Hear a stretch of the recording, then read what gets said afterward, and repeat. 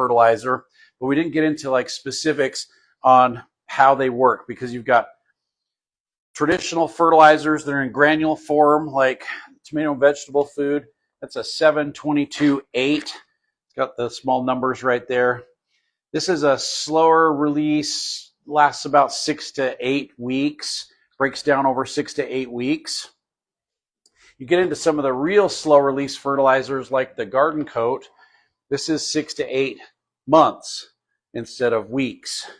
And every time you water it, it releases just a little bit of nutrients. So it breaks down as you water it. So when you put this in planters or hanging baskets and you water them every single day, it won't last the 6 to 8 months. It'll last like 3 months because it's going to break it down twice as fast.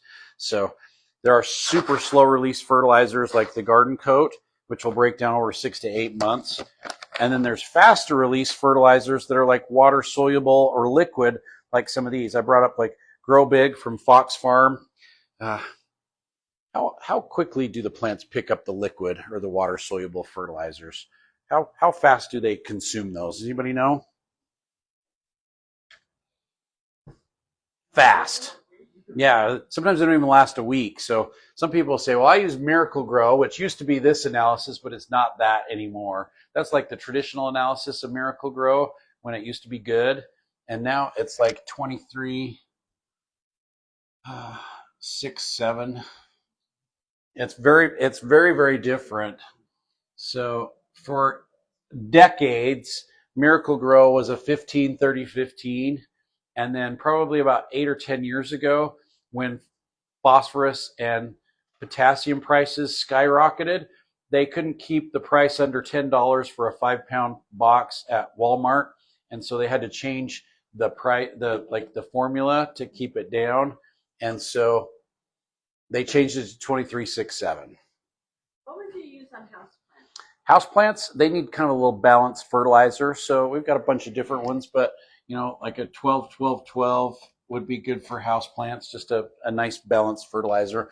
But with water soluble fertilizers like Miracle Grow, or liquid fertilizers like the Grow Big, or like the Seedlingers Mix and Feed, this is an all organic fertilizer. So the analysis isn't quite as big. So that's Miracle Grow. The Seedlingers is a 3.6.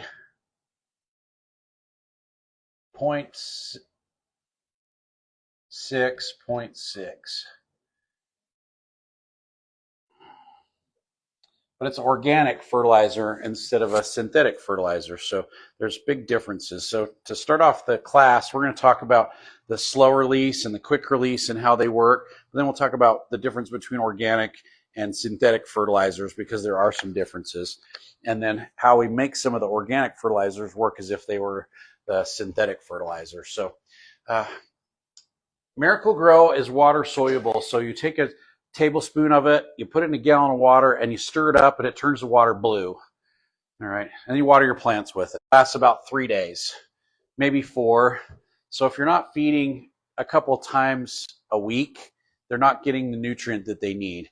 And so most people, when we talk about Miracle Grow, they're like, oh,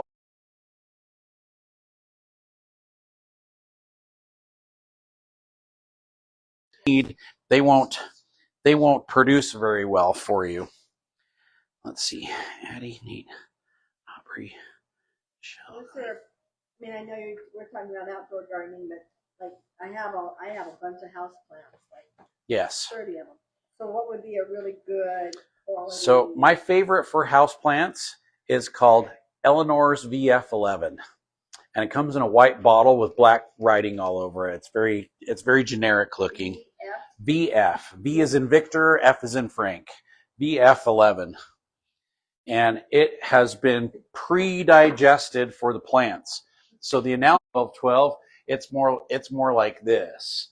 It doesn't have as large of numbers in your analysis, but the nutrient has been broken down and pre-digested for like the next 15 years, a 50-pound bag. So it's hard to blend on your own, but it's a complete fertilizer.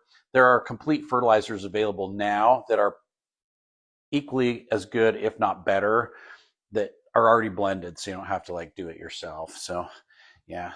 So Miracle-Gro, got to do at least twice a week, and sometimes we feed 3 times a week. But I don't use Miracle-Gro because it's kind of inferior. It's not a very good product. They kind of messed it up. So we've got some local fertilizers that we really like that are made right here in Cache Valley. One is called Nutri-Green, and we've been selling this for over 30 years, and it's a 5-10-5.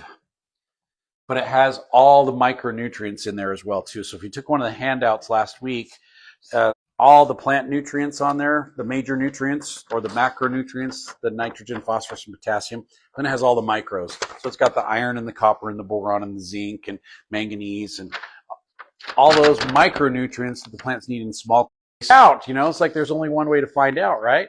So we did a germ test on them. 25-year-old tomato seeds, 95% germination. Yeah. So if they're stored in a great spot, some of those seeds will last for a long time. If they're stored in a poor spot, most good seeds won't last very long. So we got to store them in the right location. But if they're stored in the right location, many of them will last for 2 or 3 years without losing much germination at all. Others will last 4 or 5. Some will last 10. Tomatoes and peppers tend to last a long time. And so we've had tomatoes and pepper seeds last 15, 20 years without too much trouble. So as long as they germinate, is the fruit still as good? The seeds are everything that they need, like right in that little seed casing, and the DNA is all in there, and they will be exactly the same as the ones that you planted 20 years ago. Yeah, identical to them. So it's kind of fun. So fertilizers like the Garden Coat are great for containers because it lasts for so long. So these are like little round pellets. They look like BBs. And you do, say you've got a 12-inch pot, you do maybe 2 tablespoons and sprinkle it in your 12-inch pot right on the surface. And every time you water it, it will put 12% nitrogen, phosphorus, and potassium. So this is a 12-12-12. It also has all the micronutrients in it as well too. So this is a micronutrient package also. And every time you water, a little bit of that fertilizer will melt off of the BBs and it will feed your plants. So if you're not watering every single day, they'll last 6 to 8 months. So you could use this for your house plants and do it once or twice a year, and it would feed them. And as soon as you realize that when you watered the plants, you didn't see the BBs anymore, then it'd be time to put new ones out there. Okay. Yeah, so that's a really nice slow release way to feed your plants every time you fertilize. It's called Garden Coat. Okay. Yeah, Fertilome Garden Coat. And the Garden Coat has that full package of nutrient in there. But there's other fertilizers out there that will last 4 to 6 to 8 months. And it's really convenient. But just remember, if you're watering daily, hanging baskets or planters that are outside that just need to be watered every single day, you got to use it more frequently. It's going to break down a lot faster. All right. There's another one that's called Osmocote. Anybody ever heard of Osmocote? Yeah. Osmocote is temperature sensitive. Garden Coat is not. And so what that means is when it gets up to 90 degrees, sometimes the Osmocote will release all the nitrogen at once and it'll burn your plants. And people will come in and they will have used Osmocote in their planters. They'll be great until about 4th of July. And then they just look terrible after that. And it's because it's dumped all the nitrogen that's in the pellet out overnight because it turned hot really fast. So we do recommend the Garden Coat because it won't do that. It's not temperature sensitive. Calvin. For pots. Yeah, for planted pots and planters and hanging baskets, it's really, really good. Why would the Osmocote, what's the benefit of it being temperature sensitive? If you're at a cost, it's not as expensive. Yeah. And so if you're in a climate that doesn't get that hot, it stays pretty consistent, it's not an issue. But our climate, we're like 30 degrees and then like a week and a half later, it's 90, and so those temperature variations can really wreak havoc with your plants sometimes. And you think you've done something bad, maybe I forgot to water it yesterday. I don't know. I can't remember. Did I water yesterday? That's me. I was just like, did I water yesterday? How come the plants look terrible? And sometimes it's from the fertilizer. Because the temperature stays the same all the time. Yeah. It would be great. Yeah. Then you get, somebody asked, was it you, Jerry, asked all the different types of like tomato and vegetable food, how they're different. Somebody was asking that yesterday. Oh, and I left my other tomato and vegetable food. Yeah, she was. Yep, it was Sunny. That's right. It was Sunny that was sitting right there, and I got the tomato and vegetable food in that I wanted to share with you, but I left it on my desk downstairs, so I might have to run downstairs and grab it because it's very, very different. So we have like 3 different tomato and vegetable foods. I'll be right back. It'll take me just a second. I'll go grab it. A few moments later. All right, I tried to be fast. All right. Okay, so this is the synthetic version. So this is a 722-8, and it does have micronutrients in it. And the big difference between, say, synthetic fertilizers and organic fertilizers really is how quickly they release the nutrient. And so synthetic fertilizers will see a big bang out of your plants. This lasts about 6 weeks, maybe 8.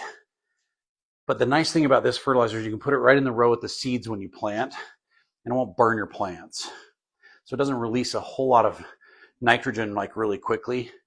Plus it only has 7% nitrogen in there. So you could actually like do a 10-foot row of carrots, sprinkle your fertilizer down the row of the carrots, put the carrot seeds on top of it, cover them up, water them. As the carrots come up and start to grow, this won't burn the carrots, but it'll feed them for 6 to 8 weeks. You're just in time. Hey, Sonny. Hey. We were talking about the differences on the fertilizers that you asked about last week. There you go. So, or on top, it doesn't matter. It doesn't matter. Yeah. Wherever the roots are going to grow into it, that's where I usually try and put it. All right. So glad you could make it, Sonny. Me too. I was in the attic where we do stuff. Oh, that's a good movie. It's kind of long. Yeah, my bottom was crying after I saw that movie, but I still enjoyed it. So, yep, it was really good. Okay, so then we have an organic version of the tomato and vegetable food, which is a 573. But if you notice between these two, so we've got 722. Is it 722-8? Yeah. So 722-8. This one is Fertilum's tomato and vegetable food. And then we're going to talk about Happy Frog tomato and vegetable food, which has a cute little frog on it. Everybody loves it because the frog's like so cute. They have really good graphics on all their stuff. But it is a 5, 7, and 3. So you notice that you got a high phosphorus, and then not so much nitrogen, but you still have enough potassium in there. So they're a little bit more balanced for vegetables, fruiting and rooting type plants. But if you notice, the organic is much lower analysis than the synthetic one, right? But the organic one will last a lot longer. It releases the nutrient out slower. And the big difference is water solubility. So with the synthetic fertilizers, they tend to be a little bit more water soluble. And so you have to have higher numbers to get the nutrient value out because it's water soluble, so it moves really fast in the soil. The organic fertilizers are less water soluble, and so they'll stick around for a lot longer, and your plants can use them. The problem with the organic nutrient is it takes a long time sometimes for the nutrient to become available to the plants because they have to digest it. They have to break it down. They have to put it into a form that can actually utilize it. So the ingredients in this one is ammoniacal nitrogen, urea nitrogen. It comes from ammonium phosphate and muriate of potash and sodium borate, copper sulfate. Let's see, ammonium sulfate, urea, magnesium sulfate, zinc sulfate. But a lot of the nutrients in here are derived from bat guano and worm castings and feather meal, alfalfa meal, fish meal, rock phosphate, bone meal, kelp meal. All those nutrients take a lot longer to digest for the plants. And so your plants don't react as quickly. And so for many, many years, people were using synthetic fertilizers and trying to get into doing more organic gardening because really one of the big differences is the synthetic fertilizers just feed the plants, but the organic fertilizers actually feed the soil, which in turn feed the plants. But it takes a while for the soil to decompose the nutrient, digest it so the plants can pick it up, so it doesn't react as quickly. So gardeners and farmers for a long time used synthetic fertilizers because they could put them out there and boom, their plants would just grow really fast. You put an organic fertilizer out there and they don't do anything. They just kind of sit there for a while. They can't get to the nutrient.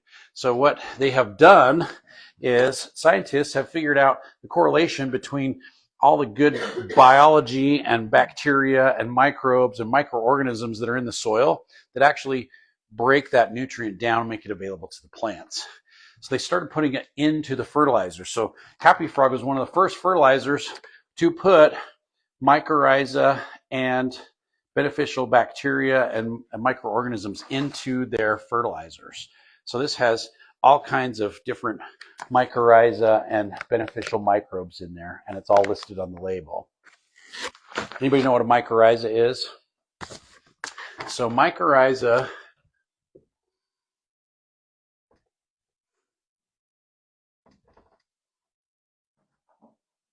I think I spelled it right. Mycorrhiza are beneficial organisms that live in the soil. They cannot live without a host, so they have to have a host to really thrive and to survive. And so what they do is they find a host, which is a plant, could be a tree, could be a shrub, could be a vegetable, could be a flower, and they basically make a contract with their host. And they say, look, I'm really good at picking up water and nutrient, and I can bring it right to you. But I can't digest it very well, and I can't utilize it. So here's the deal. I'll bring you all the water and nutrient that I can transport.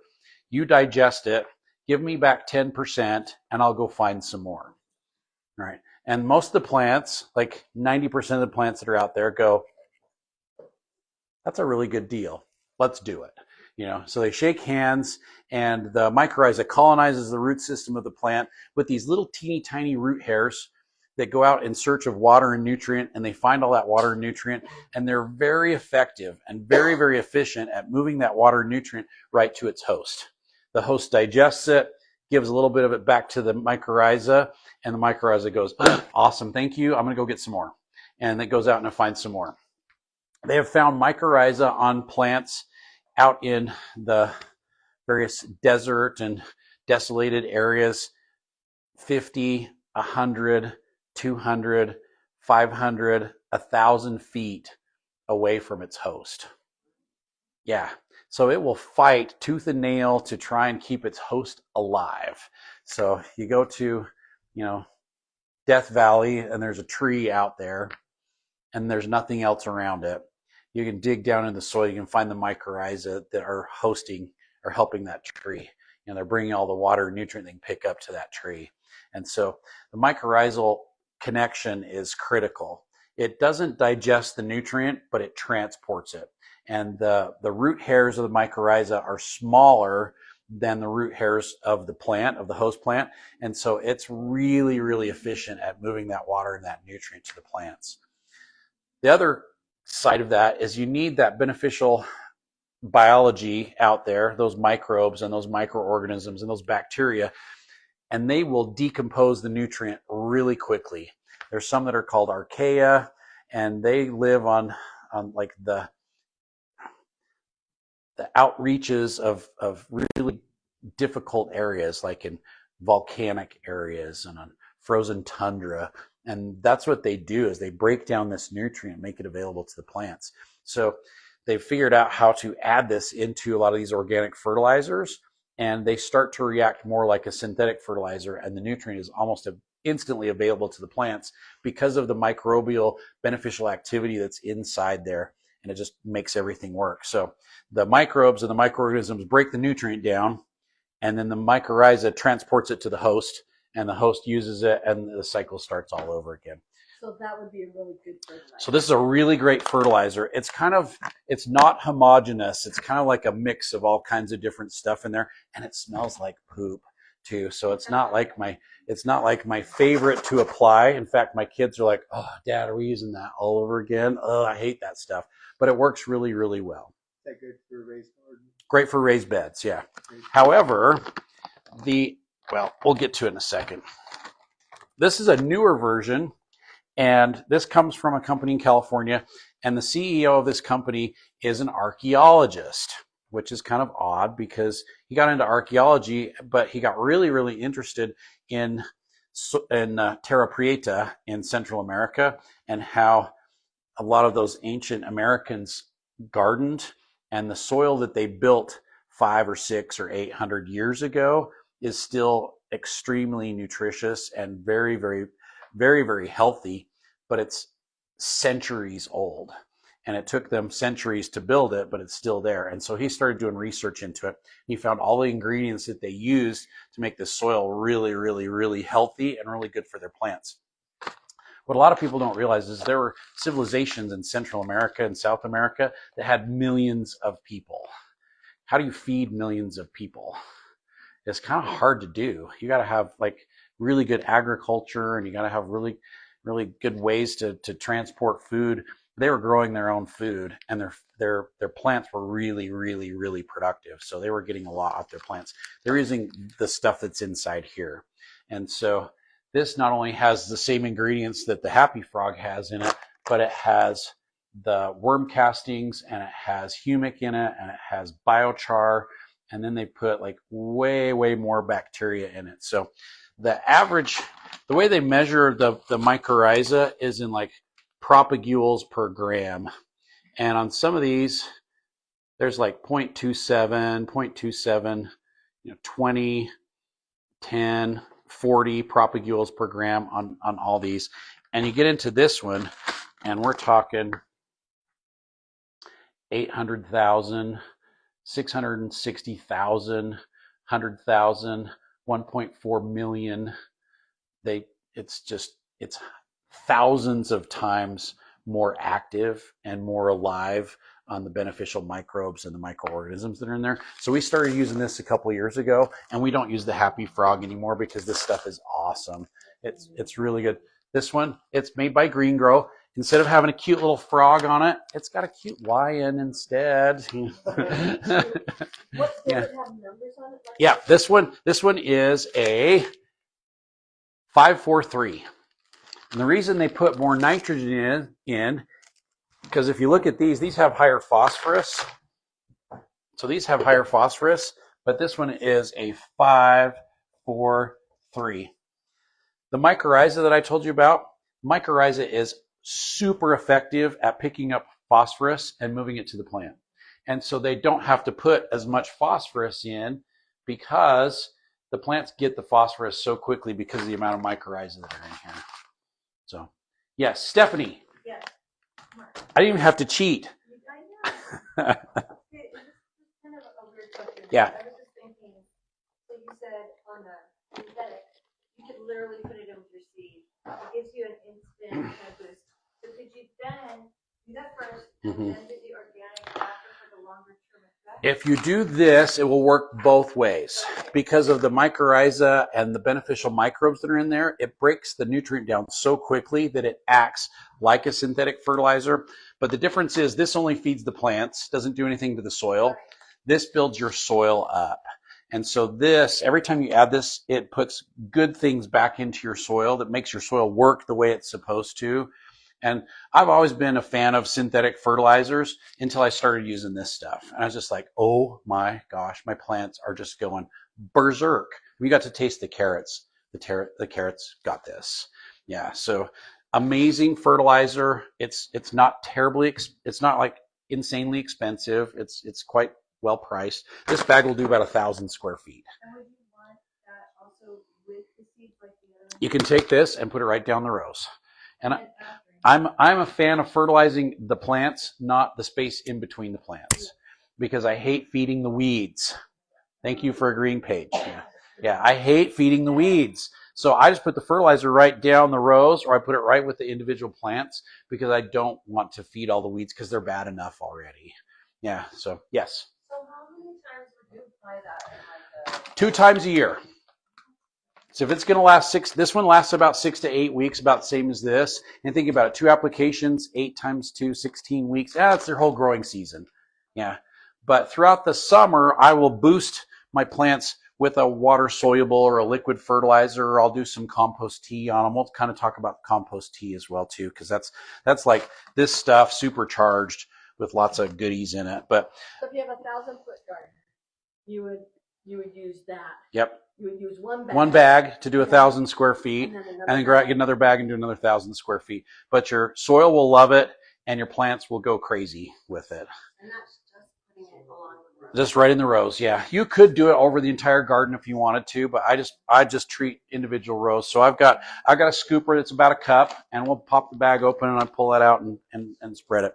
But what's really unique about this is it has biochar in it, and biochar is like organic matter compost that's been like kiln fired, and so it's not quite charcoal, but it's not quite compost. It's kind of in between. So it gets roasted, and then when you put it into the soil, it creates this environment where all the microbes and the microorganisms can thrive. So sometimes we introduce the microbes and the microorganisms into the soil, and they don't have anywhere to live. So as they're doing their job, they just kind of like quickly die off. The biochar creates a condominium for them to live in. So there's different levels and there's different areas where they can live, and they all like something different. So these guys want a studio apartment, but these guys want a 2-bedroom, and this one's got a bigger family, so they need a 3-bedroom. So it creates this environment where these microbes, this good biology can really take off and thrive. And so it just makes your soil do what it's supposed to. It's really amazing stuff. Does it smell better than the Happy It Frog? doesn't smell nearly as bad as the Happy Frog. It does have worm castings in it, so it is a little bit stinky, but it's not like terrible. Happy Frog, sometimes I pull it open, it's like, get the clothespin, it's like, all right, we can put that out now. That's kind of stinky. All right, but that's how the granulated fertilizers work. The Miracle Grow, really quick, just feeds the plant, doesn't feed the soil. But I have organic ones that will do the same thing. So the seedlingers, this actually has soy protein in it. The soy protein that's in here has a little bit of nitrogen in it, but it also feeds all your microbes. So the microbes love this stuff because it's got the proteins in there that they like. And so organic fertilizers like this complement this stuff like crazy. So you put this out, it's got all the microbes in it. This feeds the microbes. This is called Seedlingers Mix and Feed. It used to be called Fertilixer, and it came in this big brown growler that looked like alcohol, which I thought was like the coolest marketing ever. But they kind of went a different direction and made it kind of look like everybody else's fertilizer, which is too bad here. Seedlingers Fertilixer is what we call it because we had it for 10 years. It was Fertilixer. But this is called Mix and Feed. Not faster. It is faster, even though it is organic. And so it is hands down, my favorite organic fertilizer. There's a lot out there, but this one is the best because of the high proteins that are in there. It just feeds all your microbes. It makes them go like crazy. So good stuff. So when do you apply that? The liquid. If you have one of my calendars, and I brought calendars up last week, there is a video on there. You can just like scan it with your phone and it'll take you to watch the video, and it shows me planting tomatoes. So it's like my tomato, we call it like the magic formula for the tomatoes. When I plant, I water them in with basically our compost tea product, and then I put the granulated fertilizer in with it, work it into the soil, and they take off like crazy. Like as we do transplants, and as we start little seedlings, I'll show you some of the products that I use and what it does to them. And so as the class goes along, you'll see that as we start seeds, we'll have little seedlings in a week, and then we feed it, and then you come back a week later, and there's roots bursting out of the pots. And it's because of the products that we're using on them. And then when you transplant them out in the soil, you use it again, and it just makes the roots take off again. And so by August this year, I had tomato plants that were over 6 feet tall. Some of them were close to 10, and they were, this big around, and we were harvesting like a bushel off of each plant by the end of the season. But by the middle of September, we'd picked almost all the tomatoes off my plants. Like they were kind of done. Everything ripened up, and we didn't have lots of green leftovers, which is nice. Yeah. Years past, we used to have lots of green ones that wouldn't ripen up, but we've just gotten better at it. So, Corey? My microbes and stuff in the green grow and seedling, it would Yeah. be worth adding a little to compost piles. Absolutely. Yeah. So the microbes that are in there are the same ones that'll work in your compost pile. Yeah. And the humate's really good too, because that's got the fulvic and the humic acids in there that really get things working and break them down. Humate. Yeah, humate. So the green grow has humate in it. It has kelp. It has biochar. It has worm castings. And it's got the best package of mycorrhiza in there ever. But the product that we really like for mycorrhiza is called Bigfoot. That's this stuff right here. So we've got a granulated form of the Bigfoot, and then the concentrate you mix up in water. And the Bigfoot will make your root systems double, triple, quadruple in virtually just days, weeks.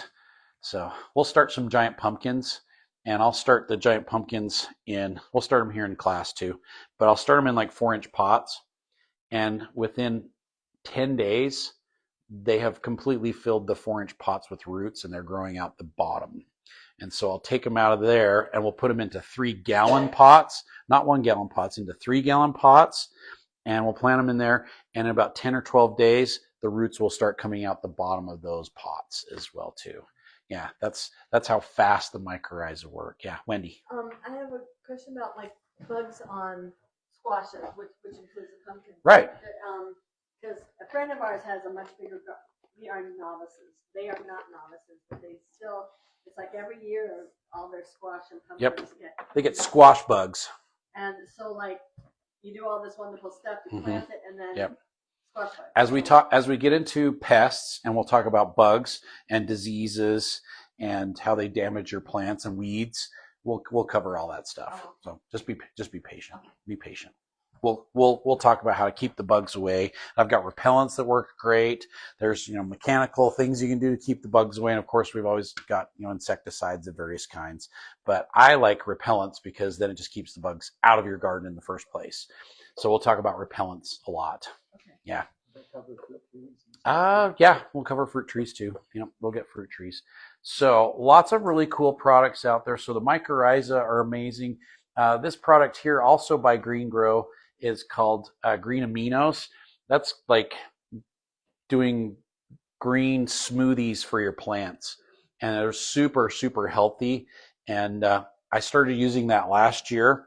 And when we transplant plants from like little containers that the tomatoes are in and put them out in the garden, you always have a few that kick the bucket. They just don't want to transplant very well. I had 0% transplant shock using that last year. So it's just gets your plants reacclimated to their new location without doing damage to them. I've never transplanted and not had something just look really bad after a couple days. And last year was the first time that like perfect transplanting success on like everything. It was crazy. Yeah. So you were saying so we would get this one here, and then the seedlingers. Yeah. And then but then when you would do the microwaves and my real magic formula is this, and I use the microbrew.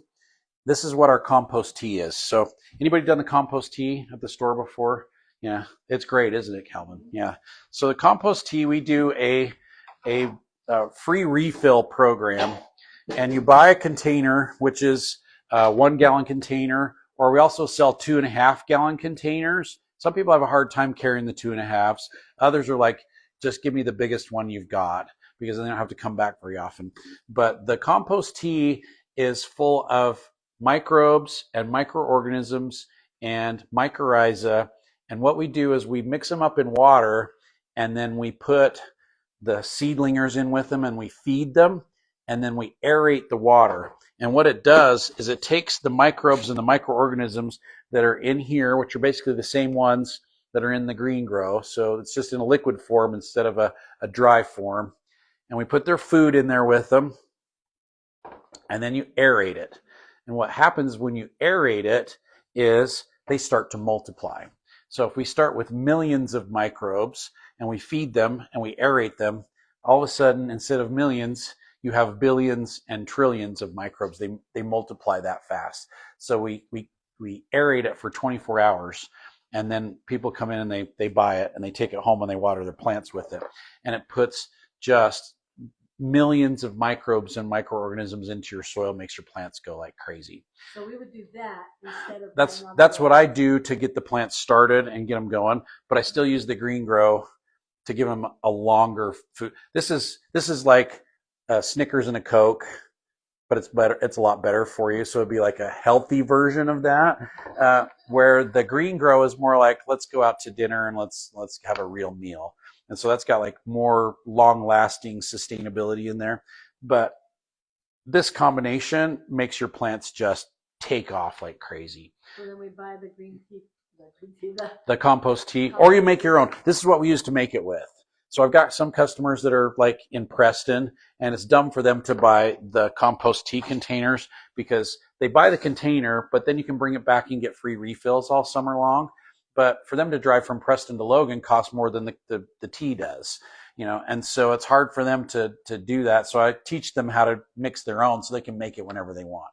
I only live a half a mile away, and I still mix my own at home because I don't want to drag it back and forth from my house, you know, from here to my house, here to my house.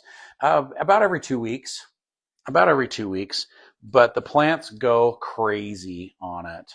So it's basically those two mixed. That's exactly what it is. Yeah. And then last year I started throwing some of the green aminos into it too. That was really good. Yeah. So we'll try that again too. So I've got customers that come in and they're like, my neighbor has like the best tomatoes I've ever seen, and they told me that they use the compost tea that you guys have on it.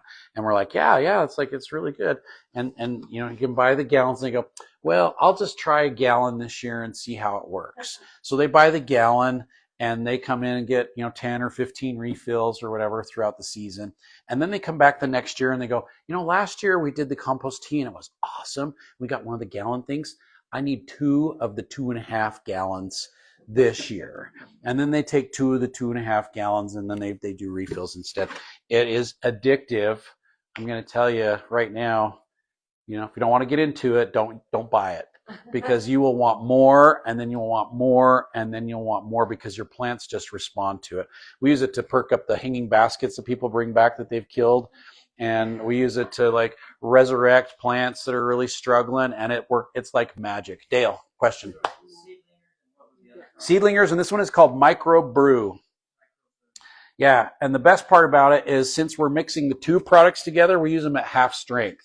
So we don't even mix them at full strength. We mix them at half strength. So Micro Brew, we use a teaspoon per gallon, and on the Seedlingers, we use a tablespoon per gallon. So basically with the two of them, you can get about 60 to 100 gallons out of those 2 bottles.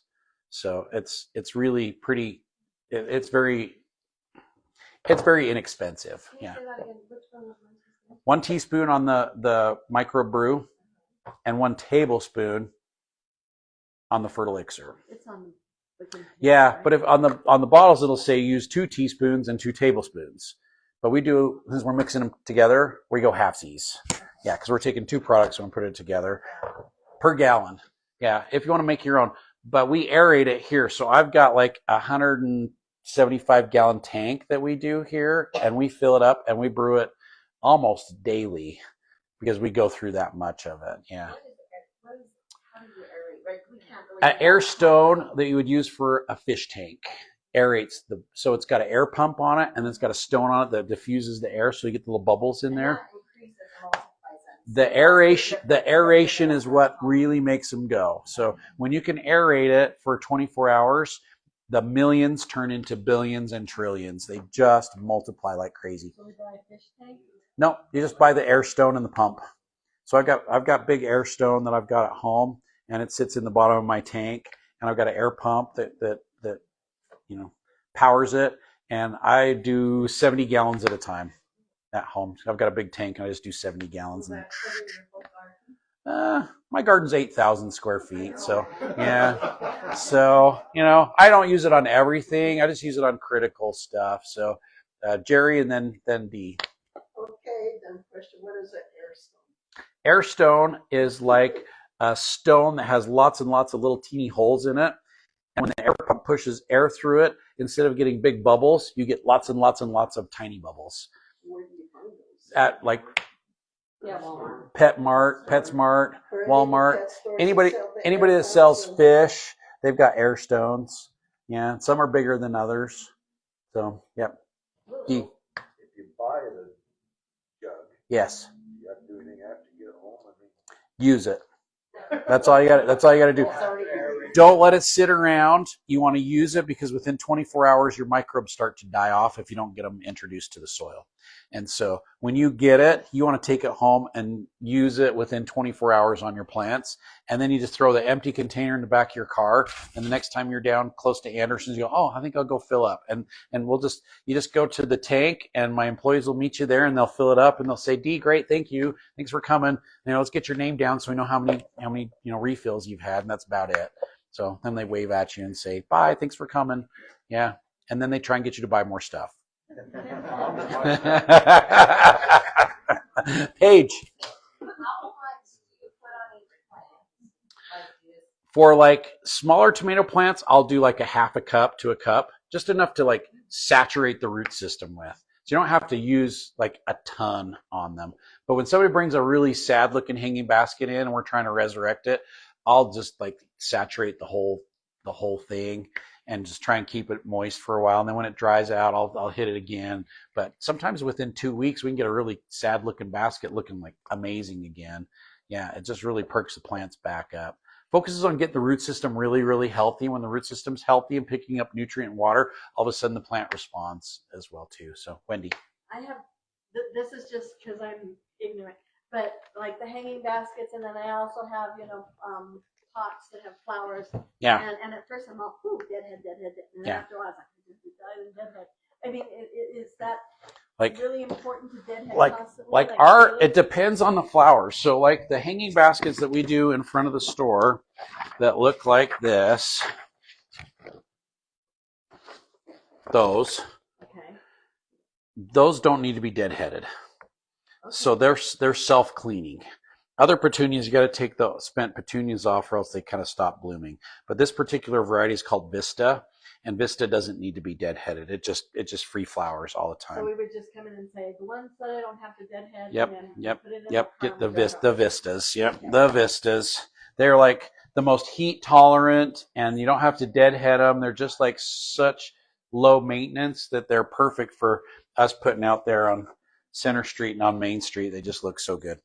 Okay, any other thoughts on the fertilizer? So we've talked mycorrhiza, we've talked beneficial microbes, and seriously, this has thousands more live bacteria and microbes and mycorrhiza in there than any other product that's out there. These guys have this is top of the line stuff. You can't find better stuff. We haven't found anything even close. Like nobody else has anything close because we used to love the Happy Frog, but when we start comparing goodies inside, there's like no comparison. There's just no comparison. Right. The tea introduces even more of that good biology into this, and it decomposes it and frees it up, makes it available to the plants. So what do you use first, the tea or the? Doesn't matter. Oh. Yeah, we just got to introduce that good biology into the soil. Yeah. Yep. And then if you're doing what we talked about last week and you're adding a lot of organic matter in there, those microbes and microorganisms do the same thing to the organic matter, and they break it down, turn into soil. So the more organic matter you add and the more beneficial microbes and microorganisms that you add, the better your soil becomes, and the better your soil becomes, and the better your soil becomes. Coconut coir is great. Yeah, so any of that stuff. So those of you that left early last week, we did get our soil tests pretty good. So potassium is like very, very good. So we've got good potassium. Phosphorus was like really blue. So we got plenty of phosphorus, plenty of potassium out there. And nitrogen was pink, but not like super pink. It was a little bit pink, but I think the water's just kind of dirty. But it doesn't surprise me because I put so much organic matter out there. It takes a lot of nitrogen to break it down. And so I'll just have to supplement nitrogen in the spring. And then my pH was pretty neutral. It was about 6.5 on the pH. So yeah, it really wasn't too bad. So I've been adding a lot of sulfur, and that helps. Calvin. We're talking about adding this and adding that. Can you finally kill your plant with fungus? You can give it too much, and you can burn your plants. Yeah. So you can burn your plants. So the great thing about the seedlingers, this and this, you can put it, you can do it like 4 times stronger than what they recommend, and it still won't burn your plants. So some are more, they're not as harsh on your plants, and others, especially the ones that have salts in them, it'll fry them. They'll like fry them overnight. So Paige, Are we gonna talk about pH at a different time, or can I skip our soil pH is really pretty high. It's usually in the 7 to 8 range, and sometimes it's even higher than that. And the only way to get your pH down is with sulfur. Sulfur is like the best pH decreaser. Yeah. I'm from Washington, and Yeah. we have blueberries like crazy. Yep. Like, I want to plant blueberries. And the soil up there is like 5.5, and it's like perfect for blueberries. Yeah. But not here. So if you want to do blueberries here, we recommend you do them in a container, and then you can start with a soil pH that is 5, and then you can keep it at 5. The hard part is taking a soil that is 7.5 and getting it down to 5.5, and then keeping it there. It's like you can't get it down to 5.5, and so you got to start with a soil that's acidic to begin with. So you can do blueberries in containers. They do great. I do like a whiskey barrel and just put the acidic soil mix in there. And then you can do either magnesium sulfate or sulfur or both, or aluminum sulfate, and you can keep that pH in the 5 range. I tried the Yeah. sulfate type pellets and I tested my pH. It didn't even change it. No, I had done it once. it takes a while. So if you do the granulated sulfur, sometimes it can take 4 to 6 months for it to bring your pH down. So we usually recommend you put your sulfur in the fall so that it'll bring it down through the winter time, and then do it again in the spring so it'll keep it down during the summertime. But if you put it in like in March and then you test it in May, it probably won't have done hardly anything. Yeah, it just takes time, and it's kind of slow. And then think about it, every time you water your plants, you're using water that has run down Logan Canyon over 5 million limestones. And the pH of your water is about 8.5. And so every time you water, it brings it right back up. So it's an ongoing, never-ending battle. Okay, so that's why we recommend you start with really acidic soil, because it's easier to keep the acidic soil low. You'll never get an alkaline soil down. Yeah. So I've taken 2 paper towels and I've moistened them so they're just kind of like damp. And what we're going to do before we move on to our next segment is we're going to do a germination test. So I'm just going to open these up fully so they're expanded. And then we're going to test some radishes and we're going to test some cucumbers. And I'm not going to be super precise, and we're going to count them, and there's going to be exactly 100 seeds in there. I'm just going to toss some in there because I don't want to mess with it. So if we wanted to be really precise, we'd put 100 seeds in or 50 seeds, and we could do the calculations. So I'm just going to do a few cucumbers. I'm going to spread them out. It's fine if they kind of touch each other. And I'm going to fold the moist paper towel over the top, and I'm going to fold it again. And I've got this lovely little Ziploc bag, and we're going to shove it in the Ziploc bag. I'm going to put in a spot that stays relatively warm, and that's it. That's how tough it is to test your germination. In 5 days, we'll have little sprouts all over the place, hopefully. And if they're not going to germinate, then in a week and a half, we'll just toss them because nothing's growing. So, but that's it. And then I've got a nice spot that stays really consistently close to 70 degrees downstairs in my office. And I'll just put them right there, and away we go. So that's how difficult it is to do a seed test. So I'm going to do some radishes too. How long do you last? 2 to 3 years for most things. Some things will last a little bit longer. Lettuce and the kale family, like the cole family, cabbage, cauliflower, broccoli, onions, they don't keep quite as long. So lettuces, onions, and then the cole family are a little bit they don't last as long. But like corn and peas and beans, they last quite a long time.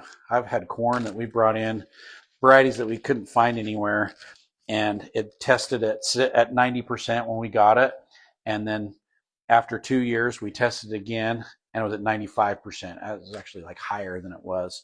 And so, Yeah, Mother Nature is really interesting. She puts a safeguard in almost all the seeds. It's called a hard seed count. And so what happens is if you get 90% germination the first year, there's 10% in there that won't germinate until the second or the third year in case you have really bad weather and it kills off everything and they can't drop seed.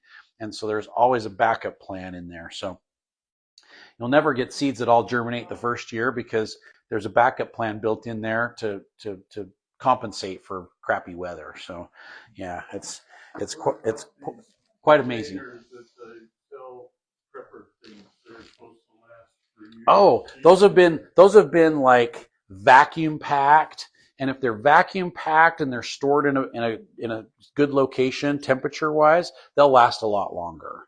Yeah, it's just under normal conditions. That's about how long they'll last. So the colder you can store them in, the better. We want dry conditions, no air, no moisture, cold. But if you put them in the freezer, you get like moisture and condensation inside there, and it freezes and it does more damage than it does good. So we usually don't tell people to freeze their stuff because their freezer's not perfect environment. So just What about cold. like, you're putting yours in 70 degrees, but what about like Yeah. Well, that's 55, 60 to get them to degrees? germinate. If we put those in a 55-degree location, it's going to take longer for them to germinate. Gotcha. So the cucumbers need 70-degree temperatures. The radishes only need 50. So the radishes will come like way fast. Yeah, they'll be like super, super quick. So But to keep our seeds like if you want to store your seeds, you want to keep them as close to freezing as possible. So 35, 40 degrees, perfect. Yeah, perfect. Dry and cool. And then this is a sprouter, and the sprouter's been like separated into 4 compartments. So I've got some different seeds we're going to throw in there. So this will catch the water down the bottom. We're going to put 1 tray in, and let's see. I did some alfalfa. We'll do some alfalfa. We'll do 2 containers of alfalfa. No, we're just going to rinse them. And then we've got some things probably need to be soaked, but these guys are easy to do and they don't need it. And then we'll do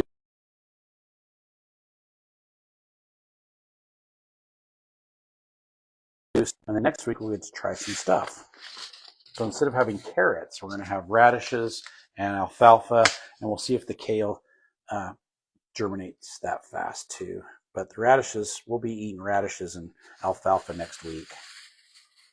These are going to be sprouts. Sprouts. Yep. We'll have some sprouts. So now all we need is a little bit of water, and we'll rinse these guys.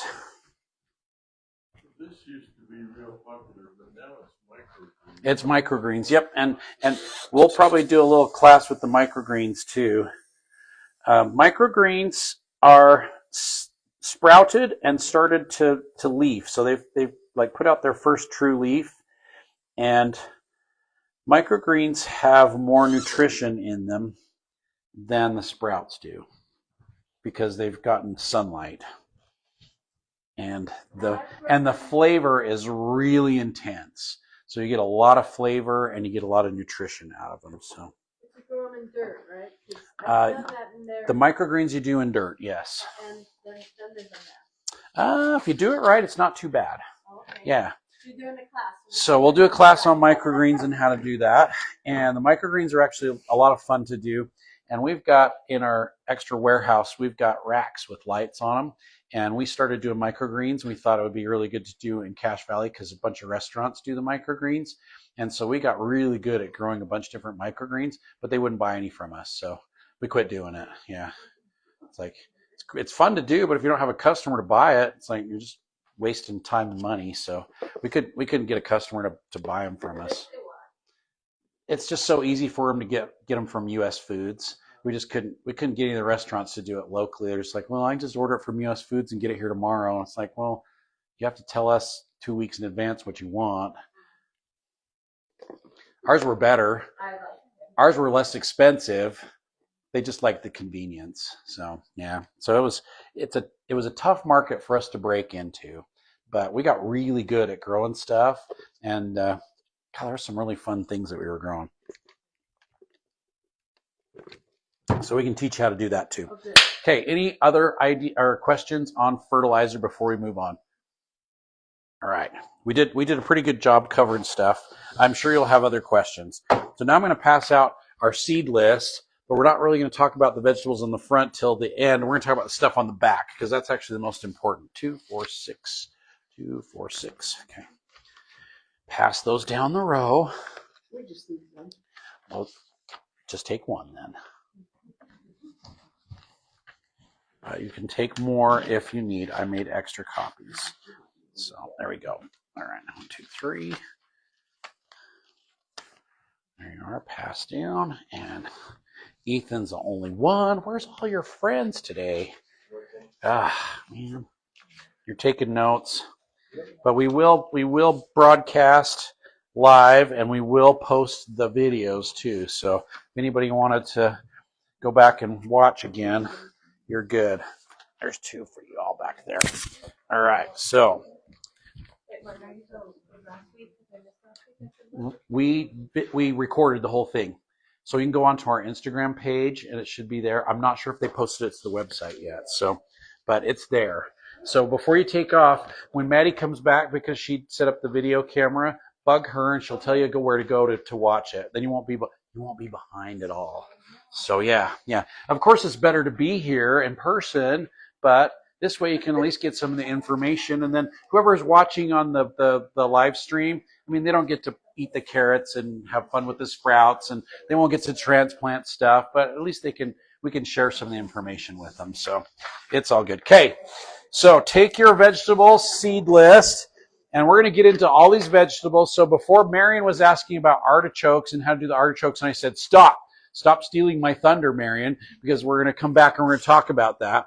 That's on the front. But we're going to start on the back. And the stuff on the back is the most important because it tells you when to plant, how deep, how far apart, how many inches or feet between rows, and how much space, and all that good information is there, and how much you need to plant 100 feet and how much you need to plant an acre, and all that's right there. And it's basically all the basics that you would ever possibly need to plant stuff with. So if you look at Group A is all your hardy stuff. So that's peas, spinach, lettuce, radishes, onions, kale, broccoli, cauliflower, Brussels sprouts, lettuces, all that fun stuff. They will germinate in soil as cold as 45 to 50 degrees. So as soon as the soil warms up to 50 degrees, you can plant all that stuff.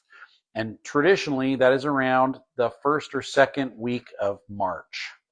Some years it's a little bit later. Some years it's a little bit earlier. This year it might be a little bit earlier, but who knows? We could have a really snowy February, and we could have a really snowy March, and we might be planting Group A in April. Because that happened 3 years ago. We didn't plant anything until April because we had 2 feet of snow, like until the 10th of April. It was like terrible. That was not my favorite year. But Group A likes the cold temperatures, likes cooler soils, germinates in cooler soils, very frost tolerant. They do great. One thing you got to remember about Group A is the warmer it gets, the less they perform. They don't like hot temperatures. So when it starts to get hot, your Group A stuff will not do very well. And so every year, about the first or second week of May, I have a ton of people that come in and they're like, why don't you have cabbage and cauliflower and broccoli in the greenhouse anymore? It's like, I want to plant those. And I'm like, you need to plant those like 2 months ago, because you plant it now, and as soon as it turns 90 degrees in June, it's over. They're just going to go to seed, and they're not going to be any good, and you're going to be mad because they didn't produce anything. You really need to plant those in March and April. Okay, Brenna. So, do you have success with these plants during that time frame? Because I feel like I start my seedlings and they just never do anything. Mm-hmm. And then it Yeah. So if you want to be successful with some of these early crops, you can plant them from seed as soon as the soil dries out. or you can try and start them indoors and then get them transplanted out. So with broccoli and cabbage and cauliflower, I'll start them 4 to 6 weeks before I want to put them outside. So that means next week. Yeah, so you don't want to start those like right away indoors so you can have halfway decent plants. And if your plants croak, you can come and get some from me, latter part of March, first part of April, and they'll be great. It's when we get into May, they're not going to get established. They're not going to produce anything before it turns hot. And as soon as it turns hot, they're just going to go to seed. So some of my friends from Hiram were in yesterday, and they were asking about cilantro, and they're like, oh, we can't ever get the cilantro to do anything. It just goes to seed so fast. And I'm like, you got to plant a little bit every 2 weeks, because once it starts to turn hot, it will just go to seed. So if you have a new crop coming, like every 2 weeks, you'll always have cilantro throughout the summer, because the first one's going to go to seed, and then the second one will a couple weeks later go to seed, and then a couple after that will go to seed. And so I was like, plant 3 or 4 feet at a time in the same row, and then just keep going until this one's bad, then start over again, because the cilantro it's just going to go to seed. The same thing with lettuce, and the same thing with broccoli, and cabbage is pretty resilient. It'll be okay throughout the summer, and cauliflower. But all the rest of them, they don't like the heat. They just won't do very well. So the earlier you can plant them, the better they're going to do. All right. So group A, as soon as the soil dries out, which is going to be like end of February this year, we'll see. Yeah, I think we'll probably get a lot of snow in February, and then we'll be wishing that it would go away the first week of March, but it'll still be here. So we'll see if I'm right or not. Group B is semi-hardy stuff. They can handle a frost, but they need a little bit warmer soil to germinate. So that's like carrots and beets and chard. And then you've got parsnips and potatoes. They just need warmer soil, but they're pretty resilient when it comes to cold weather. So we won't plant those usually until around Easter. So first or second week of April, good time to plant everything in Group B. Brenna, another question. Those ones you are starting In ground, yeah. But you could, I wouldn't mess with potatoes aside from planting them. Carrots, parsnips, no. Beets, chard, no. I just plant all those. I wouldn't do. We'll do some beet and some chard starts in the greenhouse, and people buy those. And after they leave, I kind of like, it's like they could have planted those from seed. I mean, didn't they realize they could plant those from seed, and it would cost like 1/100th of what they just paid for those? But it's like, okay, if you want them, be my guest, go for it. But the seed's like insanely inexpensive compared to, the plants. So yeah. Okay, Paige. Sorry, real quick. You're good. Hey, how much frost can they tolerate? Because we're up in Preston again, and sometimes it's The potatoes, if they get frozen, they'll get a little black on the leaves, but they come back out of it. And the carrots and the chard and the beets, they can handle pretty good frost and not too bad. So Group A, you plant Group A and you get down into the low 20s and they're fine. It just won't bother them. Yeah. If you get into the teens, that's a different story. But, if you get into the low 20s, they're like, whatever, bring it on. But oh yeah, just snow. I've got people that'll plant peas and spinach and lettuce in the fall, and it will come up, and then the snow will hit it, and it'll just sit there all winter. And then as soon as the snow melts, it just takes off, and it's fine. Yeah, no problem. Just a little bit of insulation, and it will be good. So even in garden boxes, you can plant. And some of my garden box owners, they'll do like little cold frames that just are like little mini greenhouses, but they're not heated. And you can start your Group A way, way early if you do that. Yeah, because it just gives them enough heat to warm up the soil that they take off fast. And if it freezes, that's fine. I mean, my grandfather used to have a cold frame on the south side of his garage, and he'd basically grow greens all winter long in that stupid cold frame. Cold frame is like a greenhouse, but it doesn't have heat in it. It's just like with just like a little lid on it. Some people just make it out of plastic or glass, and they'll just kind of make a little box with a glass lid on it, and you can just like prop it open and close it, and it'll just warm things up. But if it's got a lid on it, you got to remember you got to water it every now and then, because it's like the rain doesn't go through the glass very well. So.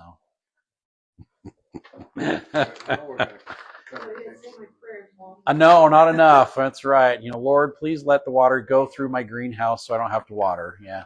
Yeah.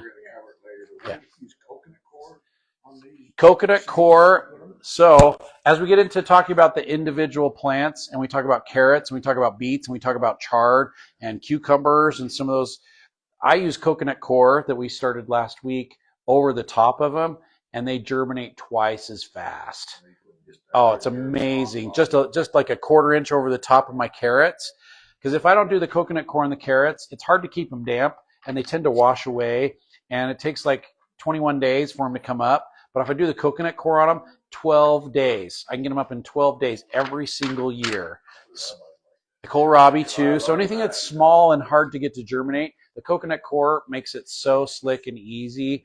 It holds the right amount of moisture. It keeps the seeds from washing away, acts kind of like a sponge, just absorbs the moisture there, but it generates a little bit of heat because of the color as well too, so it warms things up a little bit faster. Those carrot seeds just pop out of the ground like crazy. Yeah, so awesome.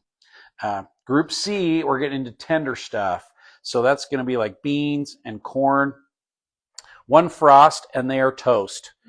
All right, so 1 frost and your beans are gone and your corn's dead. So my dad, who worked here for 55 years or possibly longer, he would always tell people, plant early and plant often. And that means if you plant too early and it freezes, you'll be planting again. Yeah. And so that was always our rule of thumb, and he would tell people that. Well, as soon as Dad retired, I think he forgot the rules because he would just plant stuff, and I would go home and I go, what'd you do today, Dad? And well, I planted my corn and my beans. It's the 20th of April. I'm like, Dad, what the heck? It's like, it's going to freeze. He's like, yeah, but I know where to get some more seed. If it freezes, it's fine. So if you really aren't going to shed a tear, and it's not going to break your heart, and it's really not that much money you're out of, if you're okay with that, then be my guest, plan a little bit early. Some years you're going to get away with it, some years you might not. But Dad just had the attitude, he's like, I don't have anything else to do, I'll just plant some more. And so I was like, all right, whatever you want to do. I know for 50 years you told people not to do that, but go for it. And he was happy as could be. But I've got other customers that if they plant their stuff and it freezes, it's like the world has come to the end. It's like, oh my gosh, my plants froze.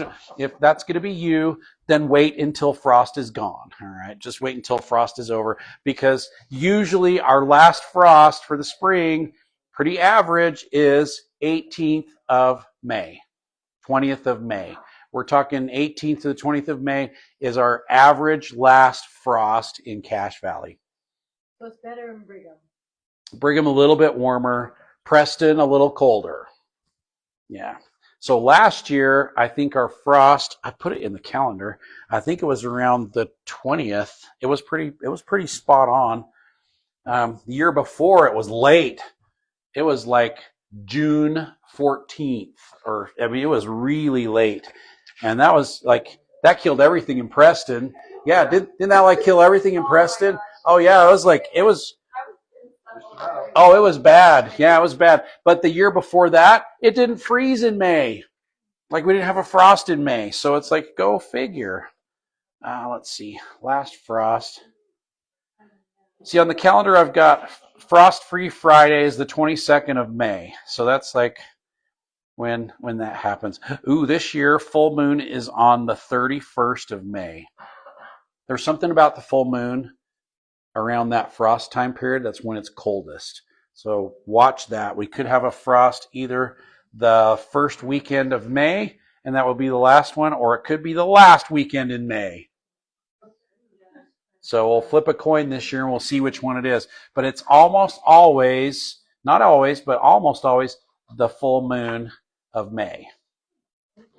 Yeah. My mother swore by planting by the moon. Yeah. I'm sure there's some scientific backing to that, but I do not know what that is.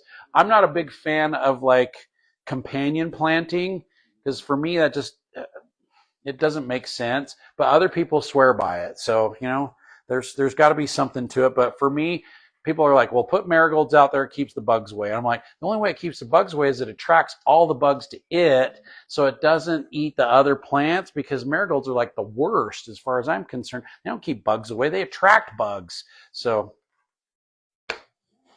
that's just me though. So I don't love marigolds.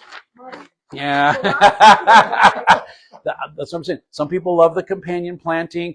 For me, flowers in the garden, awesome, because it brings your pollinators in. But I have never had any results with some plants keeping other bugs away. That's why I just use a repellent. It just keeps everybody away. So yeah, that works for me. Okay, so group C, tender stuff. Take your chances if you want. But Dad got away with planting the corn and the beans that early a few times, but most of the time he was replanting and he just didn't care. He was just like, yeah, whatever, it's fine. And he did know where to get some more seeds too. Group D is your really tender stuff, and that we usually recommend you wait till Mother's Day to Memorial Day to plant. So that's tomatoes, that's peppers, that's squashes, melons, cucumbers. You know, with some of those plants like basil and sweet potato vines, I mean, if you eat ice cream and then go sing to your plants, they will wilt. I'm not joking. I mean, it's like they are so sensitive to the cold that they'll just kind of like curl up if you breathe on them too much. So our greenhouses out here, our north greenhouse has a heater set in there to never let it go below 45. Never goes below 45 in there. It can get a lot warmer, but it will never go below 45. In late April, we'll bring in the sweet potato vines. We'll have basil plants out there, and it will freeze outside.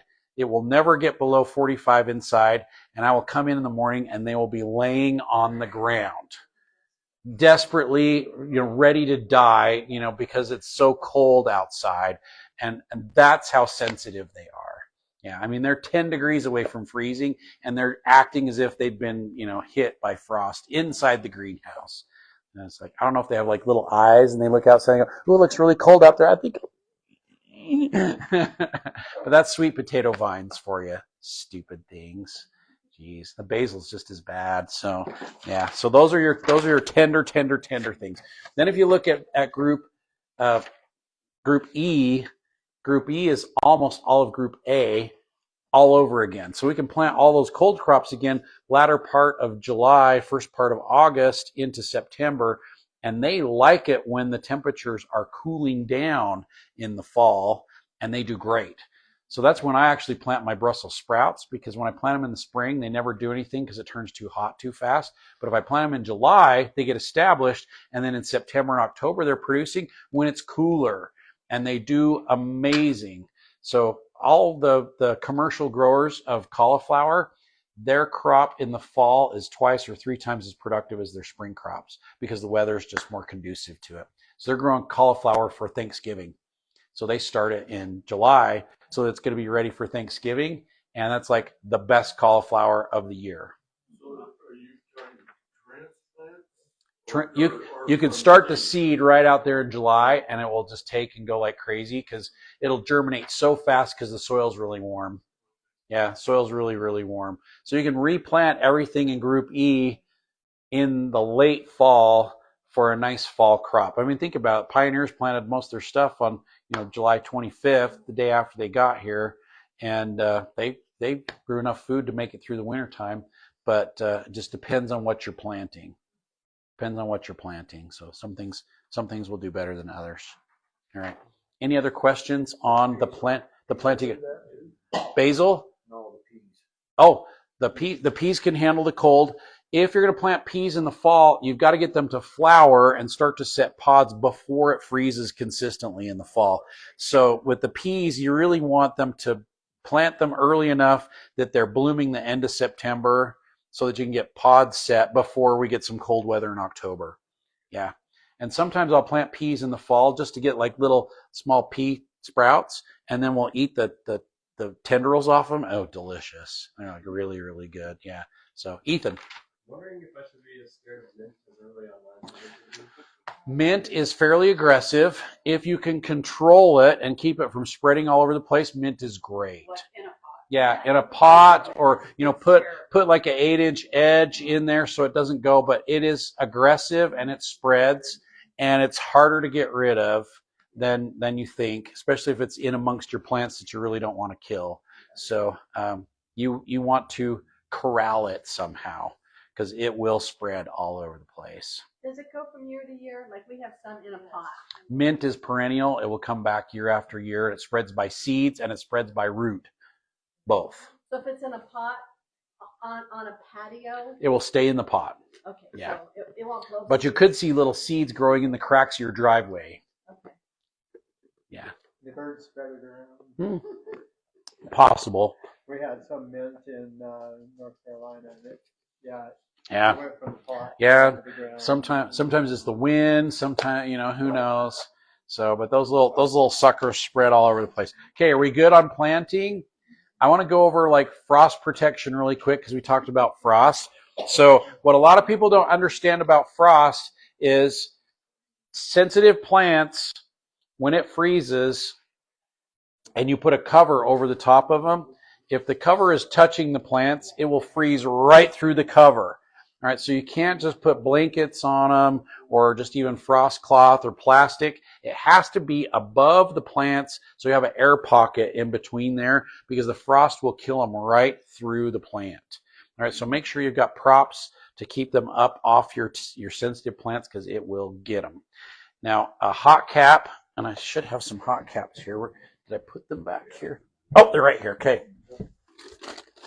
All right, so the cute little wax paper hot caps that look like that, and the frost cloth that's kind of like the white fabric that's permeable, they will give you about 2 degrees of added protection. So instead of freezing at 32, they'll keep them okay to about 30, but at 29, 28, it'll freeze them through these suckers too. All right, so a light frost, a frost blanket or a hot cap will be adequate. They'll be fine. Just make sure your plants don't touch the fabric. All right. If you get into a harder plastic dome like these are called Grow It Now plant protectors. They're actually made in Pocatello. So we get them from Pocatello. No, it's not Pocatello. It's Idaho Falls. They come down from Idaho Falls. They're local. They're pretty close. 5 degrees of added protection.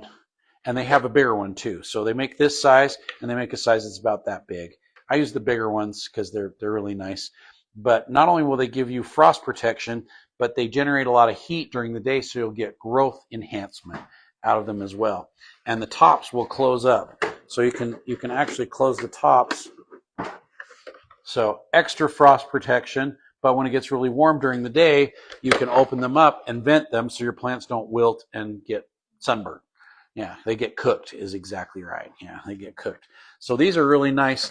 And then they also have a seam right here that you can take them apart and you can store them on a shelf flat so they don't take up as much space. So it's really, these are called Grow It Now plant protectors. And we have two sizes. So that's the small, and then the big ones are about that tall in comparison and a little bit bigger around.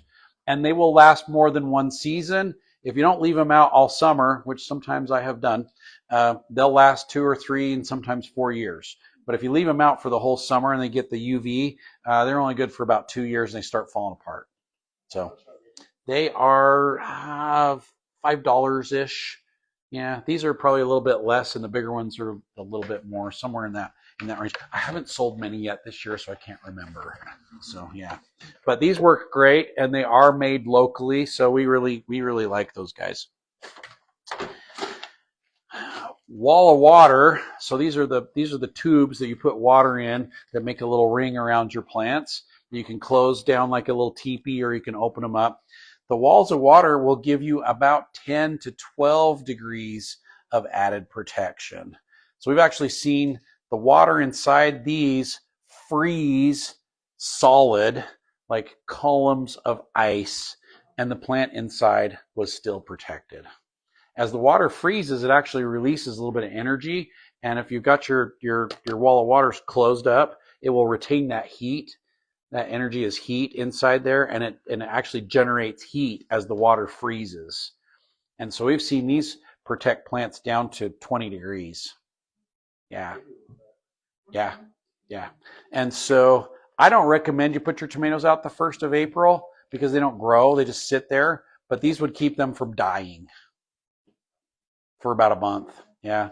We've done the same thing with the aquadomes. Unfortunately, the aquadomes, they're like these, but they're basically these, but they're bigger, but they have two walls.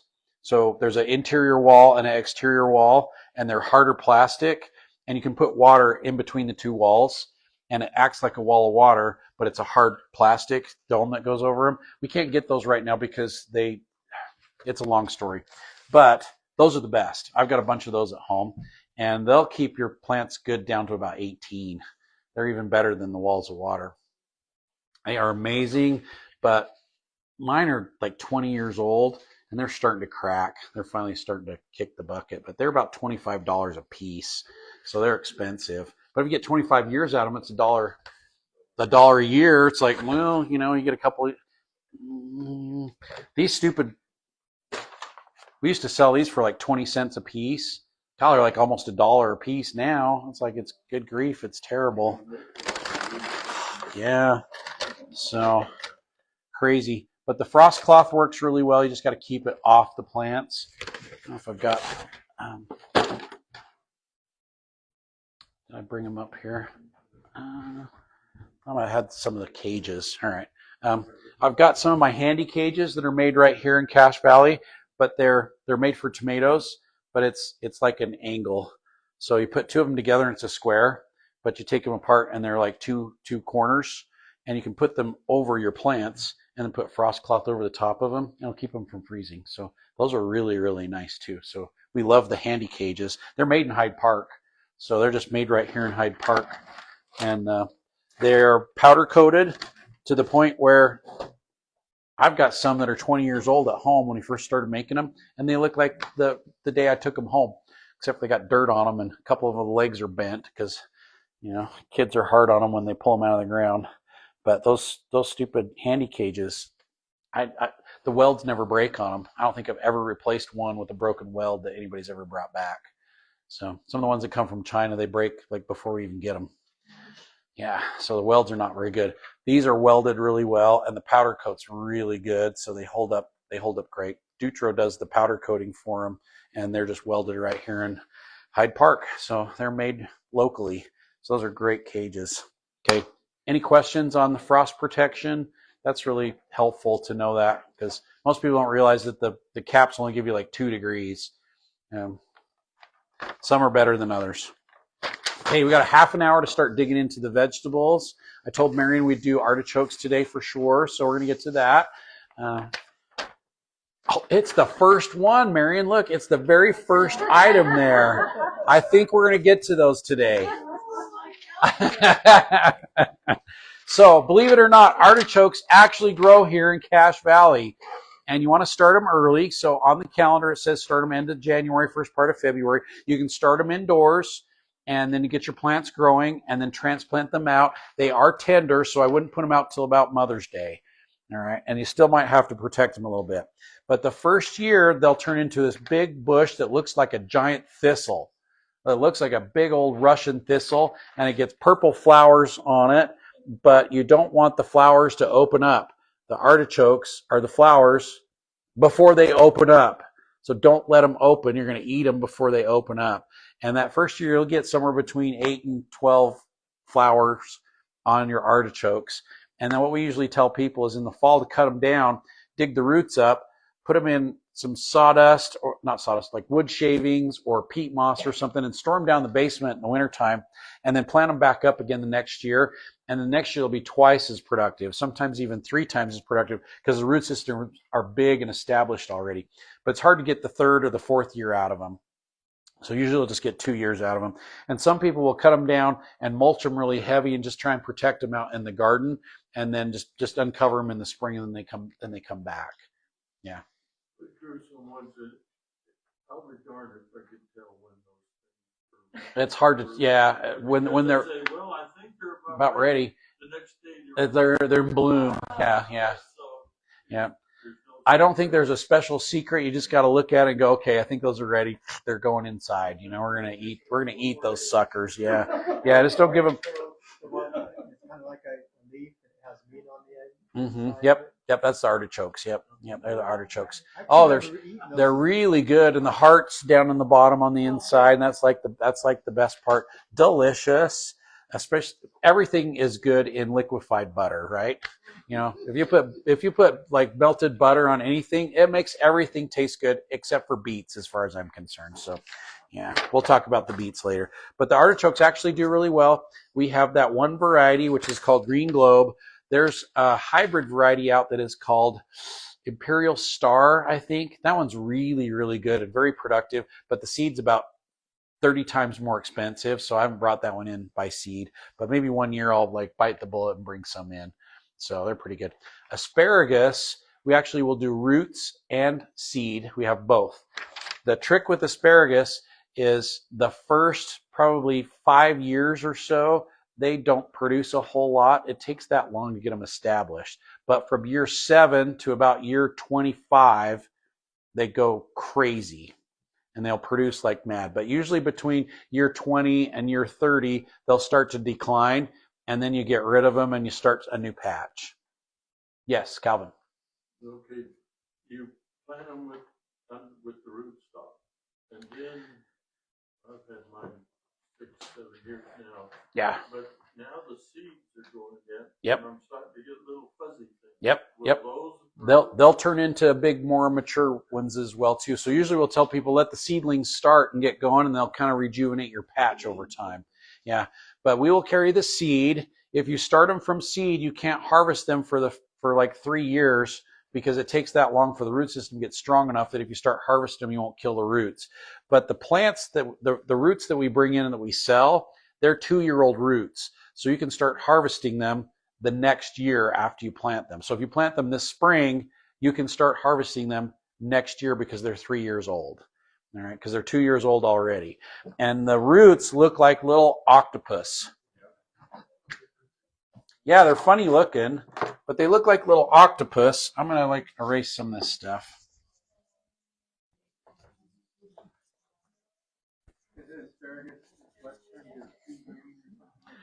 Yeah, makes it kind of smelly. Yeah. So the roots look kind of like this, and you get these little sprouts that come off of them. And the best way to plant them is just like that. Some of our customers think that since they look like little octopus, you spread the legs out like that and plant them like that, it will break the roots off of them. So leave the roots together and lay them flat just like that, and then you do another one right next to it.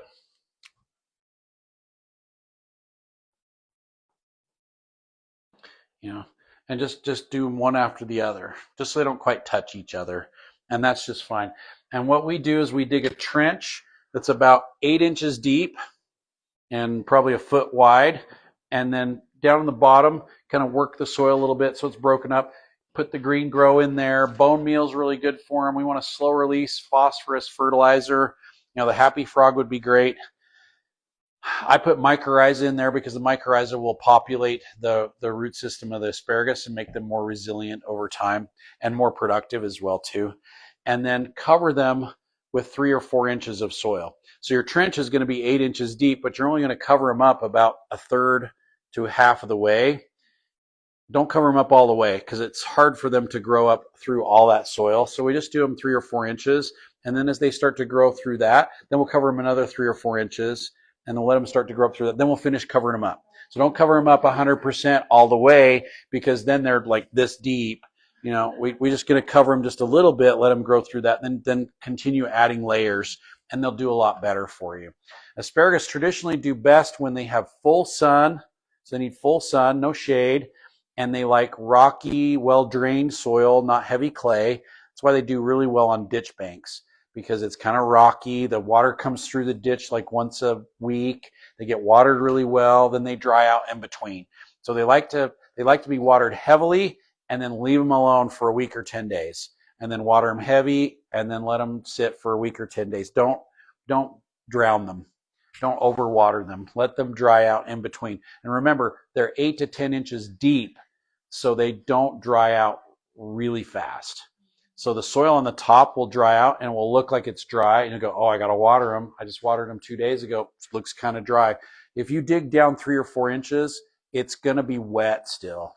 You got to leave them long enough so it will dry out down deeper to where the root system is. That's usually about a week or 10 days. So if you have irrigation every week, should you not? You could flood them once a week and they'd probably be great. They'd be great. Depends on your soil type. If you're kind of rocky and it allows the water to drain through, they'll be like perfect. If it's kind of heavy clay, you might want to wait and do it every other week because it's going to just hold the moisture for so long. And if they get too wet, then they rot and then they're dead. Yeah. But it's that year 5 or 7 through year 20 and they'll go gangbusters. I've got a friend who brings in like asparagus every spring to me and they're as big as my thumb around, and they're just so tender and so good. They're just amazing. Don't get them when they're too small. If they're smaller than your pinky, they're too small. They're kind of they're woody, they're stringy if you get them too small. Yeah, they're really, the bigger the better. Yeah, just don't let them go to seed. Then they're really woody and they don't taste very good. So when the seeds come up and they go brown, leave them seeds. Yep. So You leave it all still on. you can pick for 2 or 3 weeks, sometimes 4, depending on what the weather's like, and then they'll start to kind of go to seed and they'll put these big ferns out. Just leave the ferns all summer and they'll produce seed, and then in the fall cut the ferns down and just shake them and then compost them, and you'll get more seeds, and then you'll get new ones that come up with the old ones. Kind of like what you're experiencing, Calvin. Yeah. Okay. Good. All right. On the varieties, Mary Washington is like the standard that's been around for a long time. However, Jersey, Night, and Purple Passion, we bring those in roots, and they are really good. Really, really good. Way more productive, way more resilient. The purple ones, delicious. They are like so good. You just eat those suckers raw right out there in the garden. It's so good. Yeah, I don't even have to cook it. It's delicious. Yeah, it's really, really good.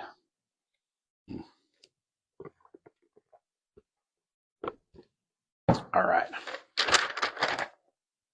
Beans are one of my favorite things to grow, and when they start producing out in the garden in the summer, they're so good. Those fresh picked beans are just so delicious. And we do like pressure cooker, you can stir fry them. I mean, you do just tons of different things with the beans, but they're so good. The biggest mistake that people make with the beans, they overcook them. Don't cook them too long. You want them to be just a little bit firm. You don't want them squishy. They just taste better when they're just a little bit undercooked. So I can't get beans to grow the same. Yeah.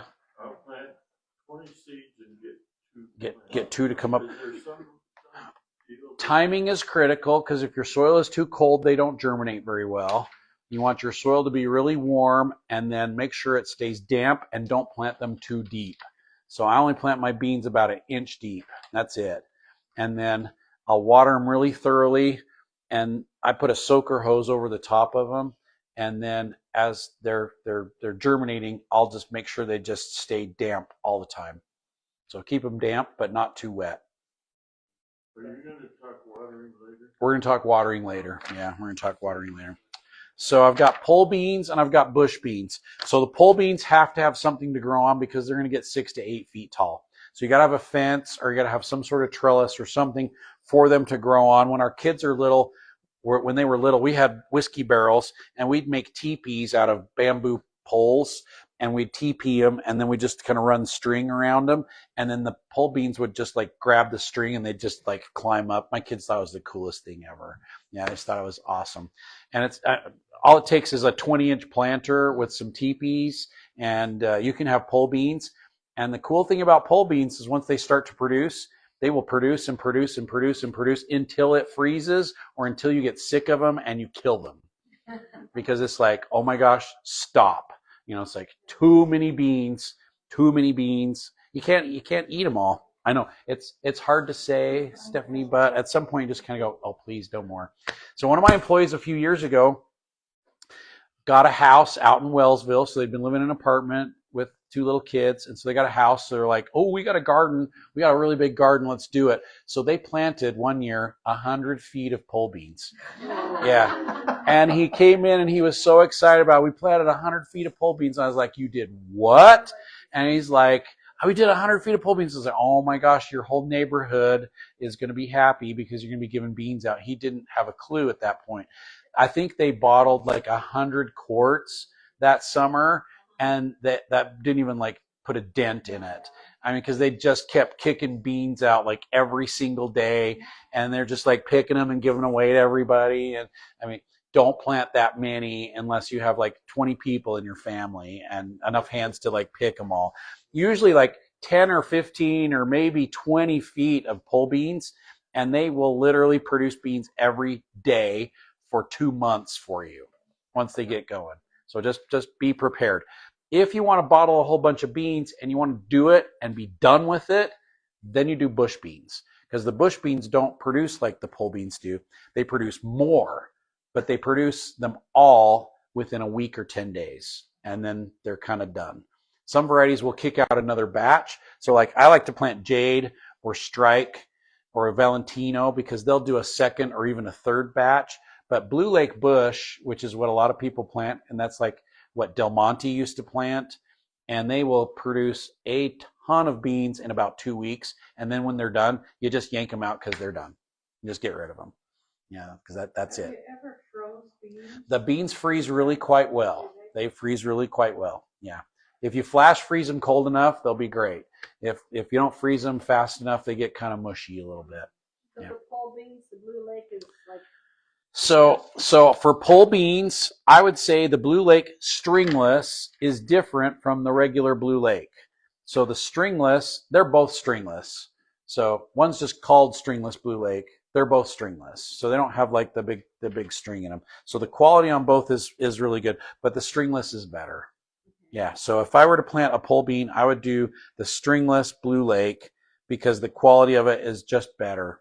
It's a really good bean. so we get the whiskey barrel and we do all that. Yep. And then we get your tea. Yep. You'll have beans like can't believe. They'll just go nuts. For bush beans, we plant those a little bit more dense. So like on the pole beans, I'll do like 1 seed every 3 inches or 4 inches, and that's like plenty. But on the bush beans, I do like 1 every inch. So you can do them a little bit closer, but still only 1 inch deep. And then I think we planted like 30 feet, maybe 40 feet of beans last year, and it's like almost more than 4 people can handle.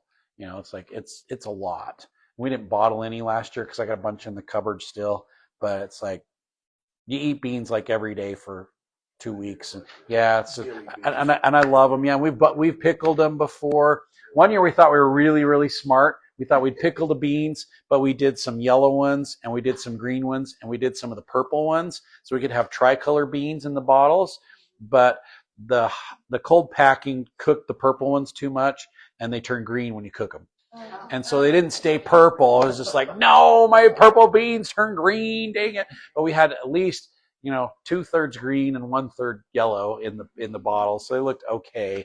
But if they'd stayed purple, they would have been perfect. But cold packing, they just got cooked too much.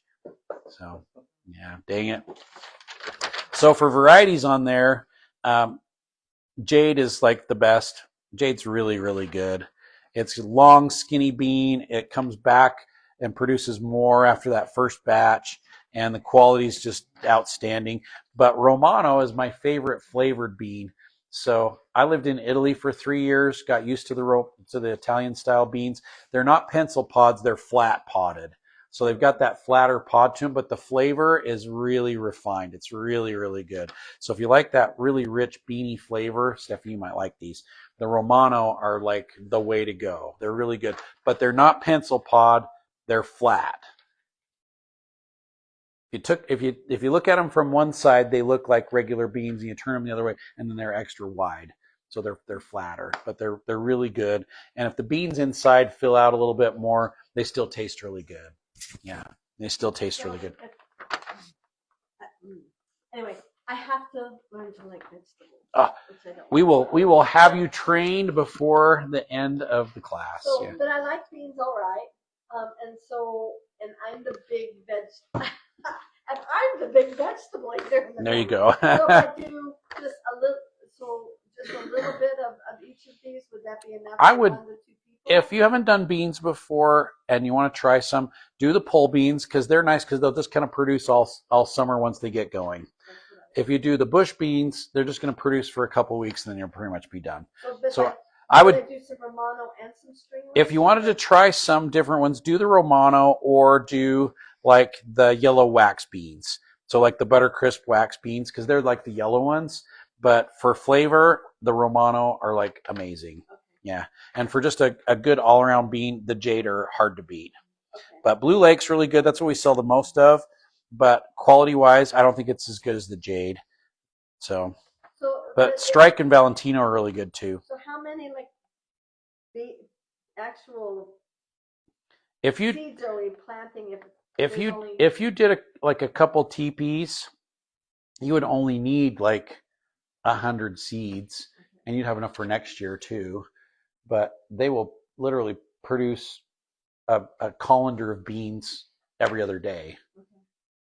So the jade can be either bush or. The Jade or bush. Oh, The Jade or bush. Yep, Jade or they are bush. bush? Yep, Jade or bush. The only pole beans I've got there are the Blue Lake stringless and the Blue Lake.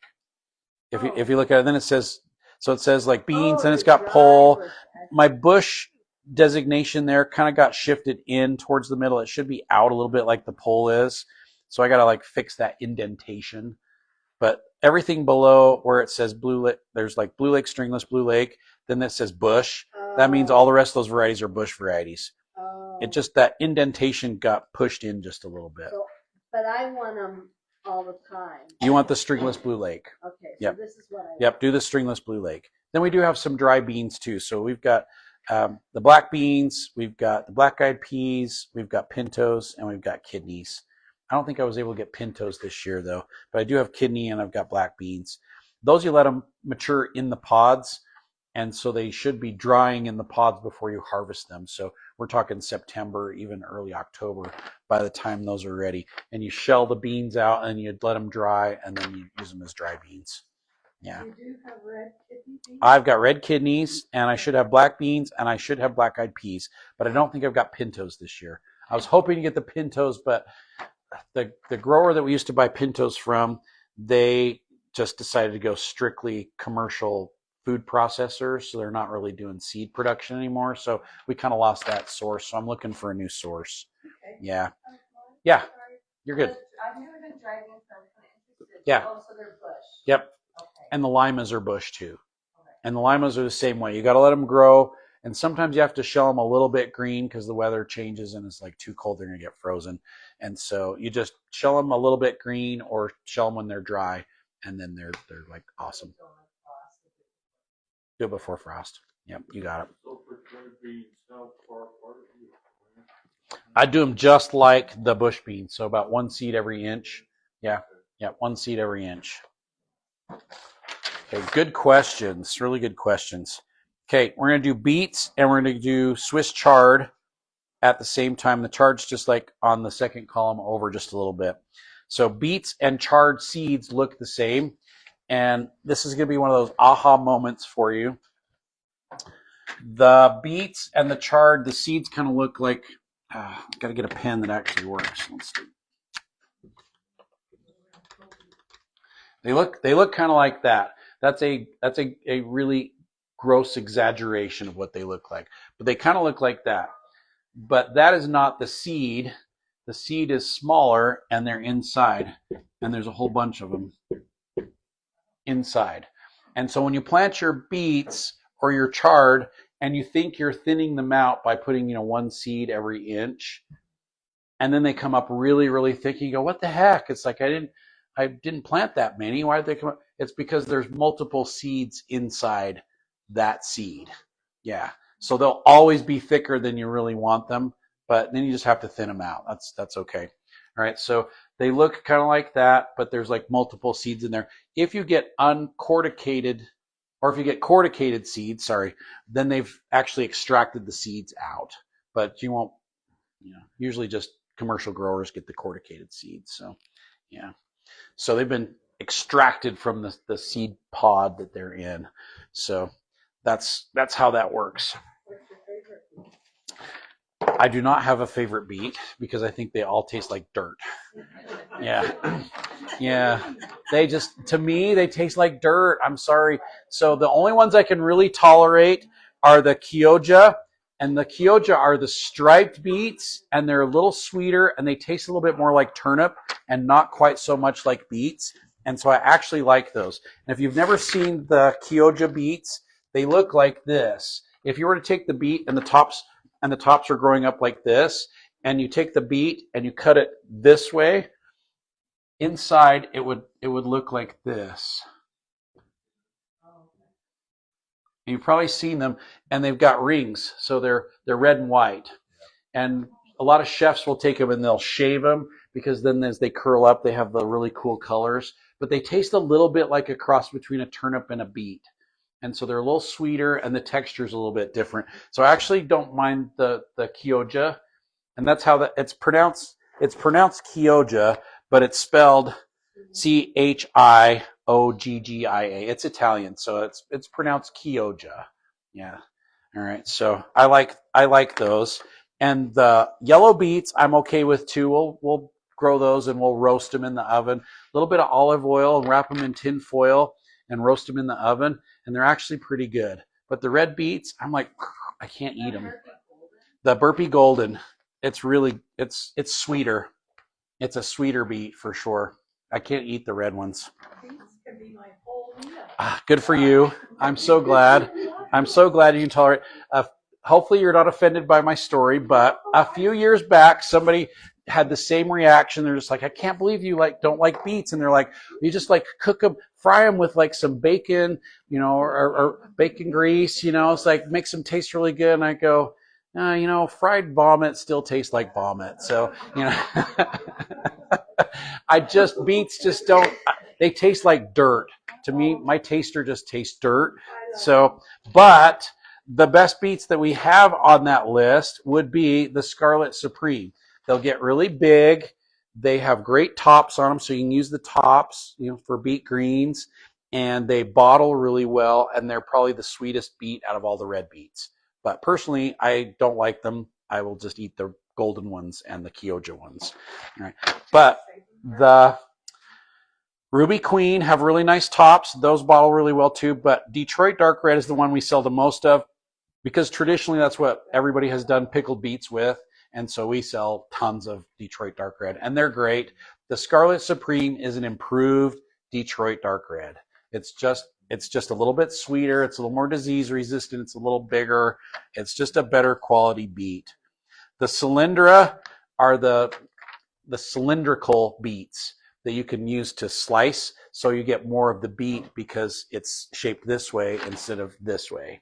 So it's more of a cylinder, so you can chop more of them. So if you're doing beet wedges, then that's a good beet to grow. And then we have a white beet, and the white beet's really sweet too. It's again a little bit more like a turnip, I think, and so I don't mind the white one. And then we have a mix that has the white and the red and the yellow and the striped beet all together. So that's really fun to grow because you can put it out there and you just get a little bit of everything. And so the beet mix, not to be confused with the beet mix. Yeah. That's the rainbow mix. Yeah. I was going to do some beatboxing for you, but I decided not to. So yeah, I chose not to. How about that? So with the beets and the chard, so skip over to the chard, which is on the next column over, but like fourth thing down. The chard looks the same, and we're going to plant them the same. The great thing about chard is it is a biennial, which means the first year it will not go to seed. It will go to seed the second year that it's been out there. So spinach, the first year when it gets really hot, it goes to seed and it doesn't taste very good. Chard will grow all season long, and it should never go to seed. But if you leave it in the ground over winter and you let it come up the next spring, then it goes to seed. All right. So you can harvest chard all summer long. Now I have automatic lawn mowers in my neighborhood called Deere, and they love chard, and they will mow the chard right down to the ground when they get into my garden. And 3 weeks later, it's all right back again. You know, so the chard just you cut and it comes back, and you cut it and it comes back, and it cut it and it comes back. The rainbow chard, bright lights, has like all the different colors in it, and I think the flavor is a little bit more refined. The Ford Hook is just like your standard chard. It's got the white stems, green leaves. The rhubarb chard is not rhubarb. It's chard that looks like rhubarb. It's got red stems and green leaves to it, but it's really chard. It's not rhubarb. And the perpetual appears more like spinach, but it behaves like chard. All right, so it's a smaller leaf, smaller stem, so it kind of looks like spinach, but it still is in the chard family. So it still behaves like the chard, but it really does look a lot more like pointed spinach, kind of a crinkly pointed spinach. And the chard doesn't taste like spinach. It's got a little bit different flavor, but they are similar. If you're a spinach snob, you don't like chard because it doesn't taste like spinach, you know, but it's close. You know, it's not quite the same. I think the chard is a tiny bit more bitter, but I do like the chard. If it's cooked right, the chard's really, really good. But it will come back again and again and again and again, and it won't go to seed until the next year. So planting beets and chard, I will kind of take my rake and I will rake a 6 or 8 inch wide row. I'll just like rake it, and then I put my fertilizer down, my green grow, and I'll just like sprinkle it down the rows. And then I sprinkle the seeds out, and there's about 1 seed every inch or 2. I'll just kind of like sprinkle it as we go. But I do a little bit wider row, and I'll just like sprinkle them out. And then I put my coconut core over the top of it, just 1/4 of an inch, and then I step on it. I don't like, no tromping on it, just, you know, just a light step on it to kind of pack it down. And then I'll water it with my compost tea or with my seed starter. I've got a seed starter that's really, really good. And I'll just water it with that. And the coconut core doesn't wash, it keeps the seeds in place. So when you water it, the seeds don't wash away, and which is great because if you use potting soil, the potting soil is so lightweight, it just kind of washes away. The coconut core stays there. It acts as a filter so that when you water, the water goes through, gets the seeds really wet, keeps them wet. As the top of the coconut core dries, it retains the moisture underneath. It retains a little bit of extra heat, and those suckers just pop up in no time. So 1/4 of an inch of coconut core over the top of your beets and your chard and your carrots, you come up in half the time. It just works great. And as the roots start to grow, they grow right down into the fertilizer. They get fed for the first 6 to 8 weeks. Sometimes I'll do an extra shot later on, but sometimes I'll just let them go. Just the one application is fine for the beets and the chard. That works great. All right, so easy to plant. Just barely covered up. Don't do them 2 inches deep. Just barely covered up, and they'll be like perfect.